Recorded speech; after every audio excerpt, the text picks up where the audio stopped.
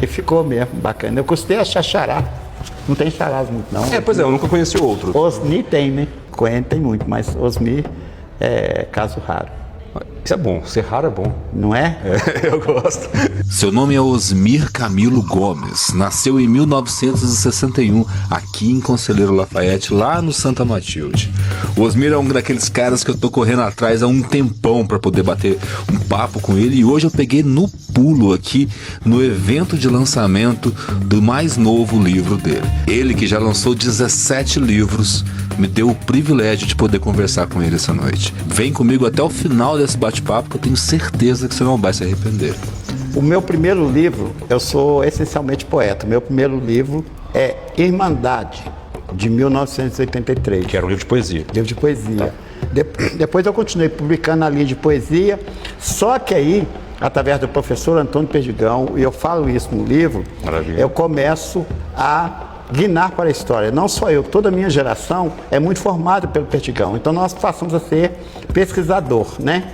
E a história local nos interessava muito, e principalmente a história de Queluz de Minas, que não era aprofundada. Através desses anos de trabalho, eu acabei guinando um pouco para a história e chegando nesse livro. Os Caminhos de Queluz. Então vamos falar sobre esse livro que está sendo lançado hoje. O que o senhor pode dizer sobre esse livro? Era uma dúvida que a gente tinha, né? A gente ficava perguntando. Queluz de Minas, Lafayette chamava Queluz. Mas onde era Queluz? Qual era o espaço geográfico de Queluz? Que história verdadeira era essa? Como a história é repleta de lendas, nós emergimos numa pesquisa. Começou com um trabalho meu e de Wagner Vieira, orientado pelo professor Perdigão e por Marco Antônio Gomes, que eram dois historiadores que vinham antes da gente. A partir disso, a gente estudou bastante da história do Queluz, principalmente de 1866 até os dias atuais, que é quando deixou de ser Vila de Queluz e passou a ser o município de Queluz, atual Conselheiro Lafayette. Se eu não me engano, foi em 37, né, que mudou para Conselheiro Lafayette. 34. 34. Esse livro fala até 34 ou ele continua contando a partir de Conselheiro Lafayette? Não, porque na realidade Queluz foi extinto por decreto, né? Mas a história continuou, muita gente achando que era queluziano, e os distritos, que a maioria aí, vão desmembrar em 1963. Então, o fim mesmo da antiga Queluz de Minas é só com a emancipação de Itaverava, Catas Altas. Maravilha. Então não foi simplesmente uma mudança de nome, né? Teve todo um rompimento histórico que foi por partes, por pedaços. Exatamente, porque os distritos ainda continuaram pertencendo mesmo ao novo município, mas eles tinham a mentalidade de Queluz. Por isso que houve uma confusãozinha que a gente procura eliminar no livro. Que interessante. Esse livro, então, conta essa história, obviamente, com registros e pesquisas históricas, mas o senhor consegue trazer a sua poesia também para dentro da pesquisa histórica? É porque a nossa região é muito poética, muito cultural, muito forte, muito melódica, música, harmonia. Então, na verdade, foi através dessa minha vivência com a arte que eu consegui com a vivência de Queluz. Eu falo disso no livro. Depois, se ler, eu deixei isso bem engrafado. Queluz só sobreviveu como memória, como um povo que já existia um dia, devido à sua arte e devido às igrejas. A Igreja Católica teve um papel fundamental na manutenção dos mitos de Queluz. Sim, esse é um ponto interessante. A história, principalmente é contada da forma oficial, pela igreja, pela história política oficial. Às vezes ela segue por um caminho, aponta, desenha um caminho, mas na verdade mesmo ela passou por outras curvas também, né? O que o senhor conta aqui nesse livro tem muito também dessa história paralela da cidade? Sim, tem a história das ferrovias, a história da urbanização, o êxodo rural, quando as pessoas começam a vir da roça para a cidade, porque com o fim do ciclo do ouro, do minério, o ciclo do mineral ouro, passou a ser os minérios que começaram a ser. Aí vem a CSN, Minerador Atum, Santa Matilde, o Morro da Mina, e começa a urbanização da cidade. Sim. E aí é o fim das áreas rurais, que é uma crise que vai até 1970, onde as cidades ficam bastante vazias. Pra você ter uma ideia, eu não posso falar em números exatos, mas parece que Rio Espera tinha 20 mil habitantes, passou de uma hora para outra, tem 3, 4. Sim, justamente por causa da mineração. Por causa dos trabalhos do êxodo rural, né? Sim. Tá. A religiosidade também é contada aqui, essa trajetória? Tudo é religioso. Os arraiais surgem todos em torno das igrejas. Itaverava, Matriz Santo Antônio, Catas Altas, através da Matriz também, Lamin, Santana, do Morro do Chapéu, Capela Nova das Dores, tudo nome de santo. Glória de Queluz, Arraial de Nossa Senhora da Glória, entendeu? Sim. Nessa jornada nossa de contar também um pouco da história, do que é Conselheiro Lafayette, Queluz, a gente acaba esbarrando no fato de que a história é sempre contada religiosamente do ponto de vista da Igreja Católica. Por razões óbvias, né? De toda Minas Gerais é assim. Mas aqui o senhor consegue desenhar também outras religiosidades que passam por essa história? Porque, na realidade, a Igreja Católica ela vai ter uma supremacia total durante muito tempo. Que começa a surgir as primeiras igrejas evangélicas, espírita e alguma coisa na linha de Umbanda, já depois de 1950. E vem surgindo muito lentamente e com muito preconceito. Então nós temos até 1970 um completo domínio da Igreja Católica. Da Igreja Católica. Neste momento, tá. A religiosidade de matriz africana, ela aparece aqui também porque, apesar dessa supremacia da Igreja Católica, a religiosidade africana esteve aqui desde o começo, junto com os escravizados. Mas como eram proibidos, né? Então, por exemplo, ela aparece de forma subjetiva. No congado, na folia de reis, sabe? Sim. Não aparece de uma forma objetiva. Tanto que os congados, para tocar em 1970, que vai surgir o primeiro festival, sim, eles tinham que pedir licença ao delegado para os ternos saírem na rua. Então, houve muita repressão contra as religiões matrizes africanas. Isso para mim é um ponto de honra, é um ponto fundamental. Eu, negro, escritor negro, eu venho de um bairro pobre que é Santa Matilde. Certo. A minha casa cheia de pessoas desses arraiais todinho. Eu falo no livro também que Queluz de Minas acontecia lá em casa. Eu não podia escrever a história de maneira diferente. Então eu escrevo a história do ponto de vista dos humildes, das cesadeiras, do chá de horta, entendeu? Eu não vou muito para gabinete. Embora eu também reconheça os valores, né, dos políticos, os barões estão todos aí. Mas a minha visão é totalmente popular. Eu faço da minha raiz o meu segmento. Essa que é a vertente que a gente mais procura falar por aqui, sabe? De contar a história do ponto de vista direto do povo mesmo. Eu procurei dar esse valor. É um livro cheio de gente. Os filmes nossos também no Lesma é isso mesmo. É Nonô do Mato Dentro, é Nem da Capoeira.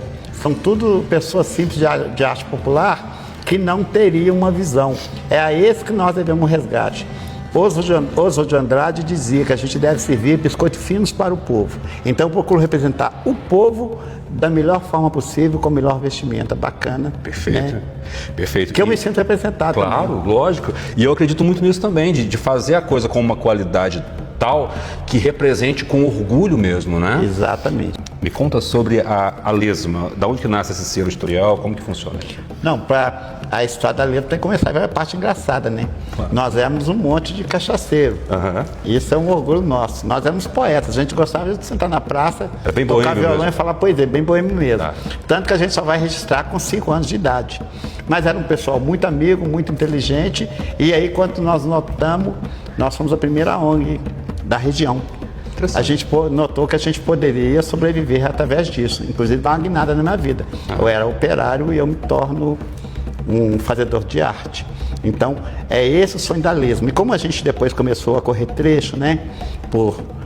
Primeiro por Minas afora e depois por outros estados, Santa Catarina, Rio de Janeiro, São Paulo, Rio Grande do Norte, Amazonas, tudo Ceará, isso percorrido por vocês? Tudo percorrido por nós. O Espírito Santo, recentemente, agora nós estávamos no Espírito Santo semana passada. E sempre levando essa história nossa. A mesma coisa nossa. A nossa coisa é sempre a mesma. Poesia, levando a nossa história também, porque os lugares não fazem isso. Uhum. Todo mundo pensa, conversa muito, mas não publica. Então o pessoal tem uma grande admiração pela nossa... Sem dúvida, e merecido, né? Essa admiração é muito merecida. E de onde vem o nome Lesma? Como que surgiu isso? É porque eles falavam que os poetas nunca mudam, estão sempre ferrados, sempre fodidos. Uhum. Então os poetas estão sempre na mesma. O poeta não muda, o poeta é sempre na mesma. Uhum. Aí nós falamos, então eu vou fazer um movimento chamado Mesma. Aí ia chamar Movimento Ecológico Santa Matilde. Tá. Mas depois, para botar um solzinho na janta, eu achei que Lesma ainda ficava pior do que Lesma.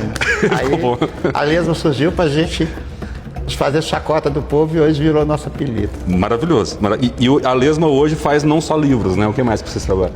Livros, filmes, recital de poesia, tem um projeto de idosos, tem um projeto de Sementes da Manhã e um projeto de história.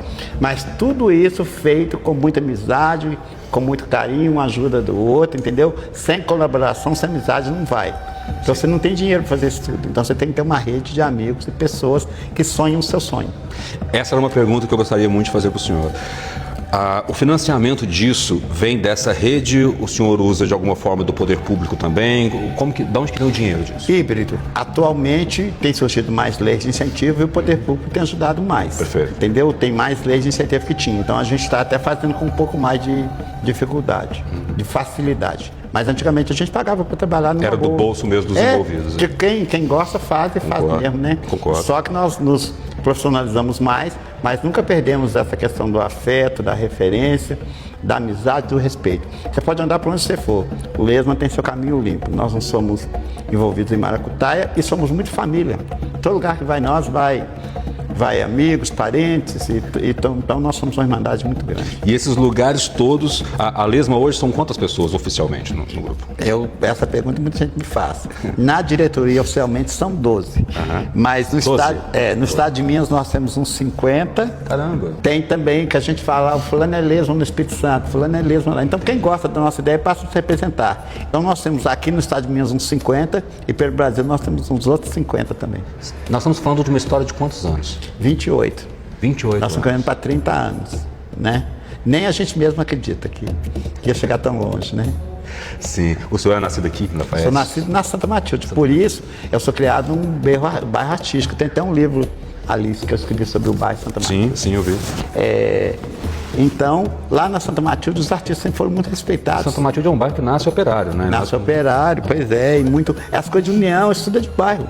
Coisa de bairro que a gente tem, essa coisa bairrista, mas lá o pessoal é muito inteligente e dá para virada. Então, do Lesma mesmo surgiu banda de rock, surgiram artistas plásticos, tem o Rafa Maisé, que hoje é um estúdio famoso na cidade. É tudo da origem do Lesma. Tem uma galera do hip hop também, né? O Vinicinho, que trabalhou comigo um tempo, ele cita muito o senhor também de um trabalho. Vai estar aqui hoje presente, está trabalhando com a gente bacana. É isso que você tem que fazer, você entendeu? A gente não ficou só no nosso cantinho, a gente foi criando laços. O senhor tem quantos anos, Osmir? Eu tenho 65, fiz outro dia, 65 anos. 65. E o seu nome é Osmir Camilo Gomes. Isso. É isso. O que significa Osmir? Isso aí, é só minha velhinha. E nós nunca descobrimos isso? O senhor nunca teve essa conversa com ela? Não, mas assim, tinha que ser mesmo, né? Porque, na verdade, o cara falou, só dá para registrar com esse nome aqui. Aí a mamãe aceitou. Osmir, como que a gente faz para, além do lançamento aqui hoje, como que a gente faz para comprar esse livro? Pelas redes sociais da Lesma, né? E nós vamos também criar alguns postos de venda que serão divulgados. Aqui na cidade tem alguma loja, algum lugar físico que vende eles ou não? Olha, no restaurante do Tadeu, na banca da rodoviária, na banca do Boi. Então nós já temos alguns lugares que a gente vai estar fazendo. Sim. Osmir, por gentileza, preciso muito que o senhor assine para mim. Eu estou fazendo uma bela biblioteca lá na minha casa, da Lesma. Eu vou te arrumar os complementares. Nós vamos distribuir para a imprensa, viu? Os livros todinhos. Esse livro também tem uma parte que... eu não podia deixar de dizer, esse livro é patrocinado pelo Conselho Municipal de Cultura, viu? Isso é muito importante. O Conselho Municipal de Cultura... Compap. Perfeito. Conselho de Patrimônio. Ele ajuda a financiar esse livro. Ajudou a financiar esse livro. Maravilhoso. E fazer esse livro colorido e bacana. Claro.